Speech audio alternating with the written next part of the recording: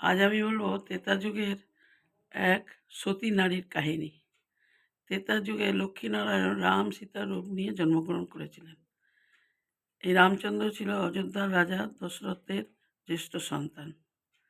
অযোধ্যার রাজা দশরথের দ্বিতীয় রানী কইকেয়ীর কথা মতো রামচন্দ্রকে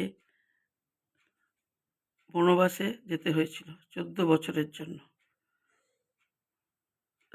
14 বছর বনবাসে যাওয়ার সময় তার সঙ্গে ছিল তার সহধর্মিণী সীতা আর ভাই লক্ষ্মণ। তারা যখন বনবাসে যায়, বনবাসে থাকাকালীন রাজা দশরথের মৃত্যু হয়। এই সংবাদ ছেলেদের কাছে যায়। যথাসময় তারা পিতার পিণ্ডদান করার জন্য সামগ্রী আনতে যায়। সেই সময় সীতা কুটিরে একাই ছিল। হঠাৎ চারিদিক থেকে একটা কণ্ঠস্বর আসছে। সেই কণ্ঠস্বরটা চেনা। যেদিকেই তাকাচ্ছে সেদিকে একই কণ্ঠস্বর, বলছে, "আমি খুব ক্ষুধার্ত, আমাকে খেতে দাও।" সেই চেনা কণ্ঠস্বর তার শ্বশুরের। তিনি বলছেন, "আমি কি করে দেব?" প্রথমে তিনি তো অবাক, কি করে হয় এটা? তারপরে তিনি বলছেন, "আমি কি করে দেব? আমার কাছে তো কিছুই নেই। আপনার পিণ্ডদানের জন্য আপনার ছেলেরা সামগ্রী আনতে গেছে, আনলে আপনার ছেলেরা দেবে। আর আমার তো দেয়া যাবে না। আমি তো নারী, আর আমি তো পুত্রবধূ। আমি কি করে দেব?" এবার সেই কণ্ঠস্বর থেকে বলছে যে, "তুমি পুত্রের সমান, তুমি পুত্রবধূ। তোমার কাছে আছে ফল্গু নদীর বালি।" তখন তারা ছিল গয়াতে। সেই গয়াতে ফল্গু নদী আছে। বলল, "এই ফল্গু নদীর বালি দিয়ে আমাকে তুমি পিণ্ডদান করো।" সীতা তো অপেক্ষা অনেকক্ষণ করছে, কিন্তু বারবার একই ওই কণ্ঠস্বর, "আমি ক্ষুধার্ত, আমাকে খেতে দাও।" অনেক সময় পেরিয়ে গেল। সীতা দেবী ভাবলেন, না, আর দেরি করা যাবে না। তখন সীতা দেবী ওই ফল্গু নদীর বালি দিয়ে শুদ্ধ আচারে পিণ্ড দান করে। তারপরে পিণ্ড দান করার সময় পিণ্ড দান করে এবং বলে, "এই পিণ্ড দান করছি কিভাবে তারা আমার স্বামী বা দেবরকে বিশ্বাস করাবো?"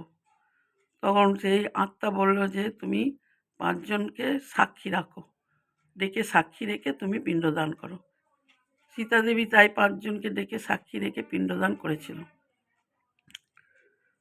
এই 5 জন ছিল বটগাছ, ফল্গু নদী, গরু, তুলসী গাছ আর ব্রাহ্মণ।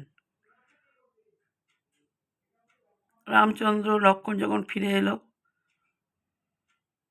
আসার পরে তাদেরকে এই কথা নিবেদন করলো, কিন্তু তারা তো বিশ্বাস করলো না।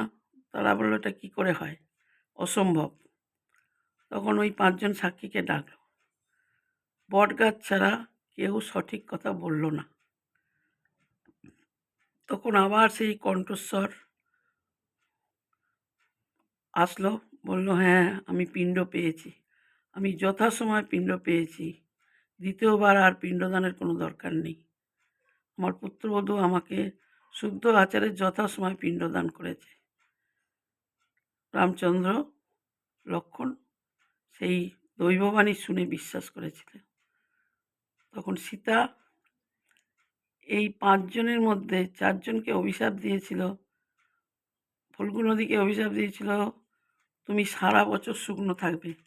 মাটির তলা দিয়ে তোমার অল্প জল বয়ে যাবে।" আর ব্রাহ্মণকে বলেছিল, "তুমি যতই পুজো অর্চনা করে সামগ্রী পাও, ওতে তোমার কোনোদিনও অভাব ঘুচবে না, আর তুমি সারা জীবন লোভী হয়ে থাকবে।" তুলসী গাছকে বলল, "তুমি পুজোর কাজে লাগবে, কিন্তু তোমার ওপরে জীবজন্তু মলমূত্র ত্যাগ করবে।" আর গাভীকে বলল, "তুমি ওকে গো দেবী হয়ে বাড়িতে পুজো করবে, কিন্তু উচ্ছিষ্ট খাবার সেই বাড়ির খাবে, আর তোমার মলমূত্র কাজে লাগবে, শুভ কাজে লাগবে।" আর বটগাছকে আশীর্বাদ করে বলেছিল, "গয়াতে যারা আসবে তারা তোমাকেও সবাই পুজো করবে, আর তুমি দীর্ঘায়ু হবে। আর তোমার আশ্রয়ে মানুষজন পশু পাখি সবাই থাকবে। তোমার মিষ্ট ফল পাখির আহার হবে। কেমন লাগলো আমার এই কাহিনিটা তোমরা কমেন্ট করে জানিও।